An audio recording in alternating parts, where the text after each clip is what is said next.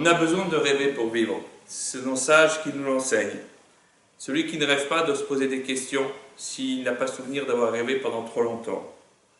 Mais être un rêveur, être un doux rêveur, est-ce finalement quelque chose de positif? Joseph est l'archétype du rêveur. Non pas d'un doux rêveur naïf, mais au contraire de celui qui est conscient du fait que le rêve n'est qu'un moyen que choisit l'Éternel pour nous faire parvenir des messages. C'est pour cela que le Talmud, dans le traité Berachot, nous enseigne que la mort constitue 1/60e, que le sommeil constitue 1/60e de la mort, et que le rêve constitue 1/60e de la prophétie. Il y a une part de prophétie dans le rêve, à condition de savoir l'interpréter. Or, Joseph va voir tout son destin bouleversé par des rêves.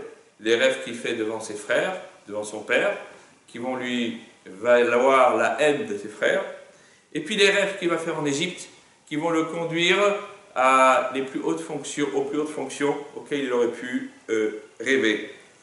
Et lorsque Joseph est au fond du puits, après avoir échappé aux griffes de la femme de Potiphar, au fond de la prison, il fait la rencontre avec deux ministres qui ont été dégradés.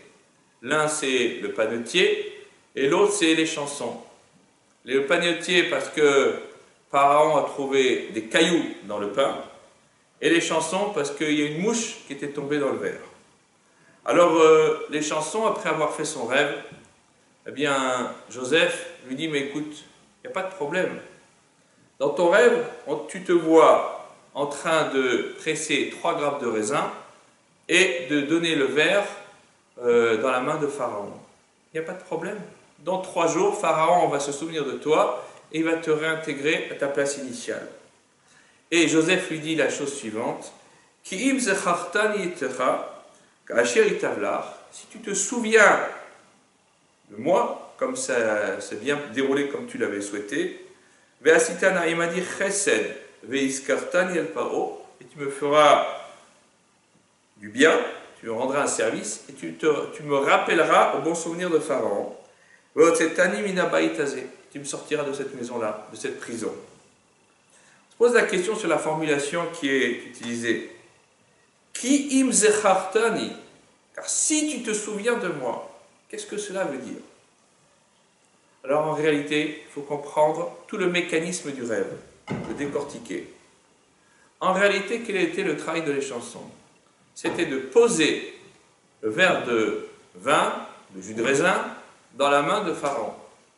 Qui pressait?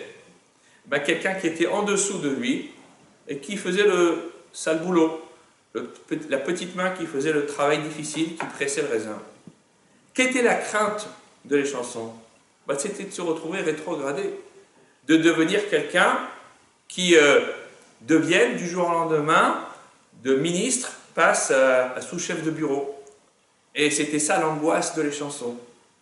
Qu'est-ce que Joseph lui dit? Non, non, non. Alors la formulation bizarre de ton rêve, je vais t'expliquer pourquoi. C'est pour que tu viennes me voir. C'est pour que tu te souviennes de moi. Hachem a fait en sorte que ton rêve soit suffisamment dérangeant pour que tu sois troublé et que tu aies besoin d'une interprétation. Et il t'a mis entre mes mains pour que justement je puisse te le dire. Que justement, ce rêve tel qu'il apparaît ne veut pas dire que tu vas être dégradé. Tu vas bien continuer à mettre le verre dans la main de Pharaon. Il n'y a pas de problème. Simplement, si on te voit en train de presser le raisin, c'est parce que justement, on veut t'interpeller et te dire il y a quelque chose qui ne va pas. Quelque chose qui ne va pas, c'est que moi, Joseph, je suis en prison et que toi, tu vas être l'intermédiaire que Dieu a choisi pour me sortir de cet enfer. À toi de jouer ton rôle et de justement faire en sorte que je puisse sortir de prison. Mais la difficulté telle qu'elle est rapportée par nos maîtres est la suivante. C'est que Joseph a oublié quelque chose de très important. C'est vrai, il avait raison à 100% sur toute l'interprétation. Il a juste oublié de dire que finalement, c'est Dieu qui décide réellement quand est-ce que les événements doivent se dérouler, pas nous comme ça nous convient, pas nous comme nous les interprétons, et à cause de cela, il a eu droit à une peine rallongée d'1 an, tout ça pour nous rappeler que l'on soit un rêveur efficace ou un doux rêveur, le rêve ne doit jamais prendre le pas sur la réalité et nous faire oublier d'où nous venons et qui nous sommes.